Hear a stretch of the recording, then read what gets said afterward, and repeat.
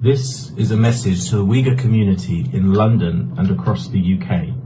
This Saturday at 2 p.m, outside the Royal Mint Court, opposite the Tower of London, we are protesting the proposed Chinese mega embassy, and we need you there.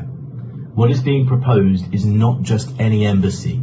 It's a threat to your safety, your freedom, and your right to speak in this country.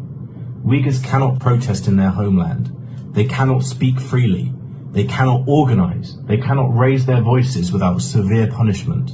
You carry the voices of your brothers and sisters who have been silenced. Transnational repression is already happening in London. Uyghurs are followed, monitored, photographed at protests, intimidated for speaking out. If this proposed mega embassy goes ahead, that fear will only grow. And if fear wins, the right to protest quietly disappears. This is the moment to awaken, before silence is forced on you here in London. We know the risks you face. We know the fear is real. We understand why some are afraid to show their faces. Wear a mask if you need to. Cover your face if you must. Protect yourself, but do not disappear. Because if the Uyghurs cannot speak up now together, the right to do so in the future is not guaranteed.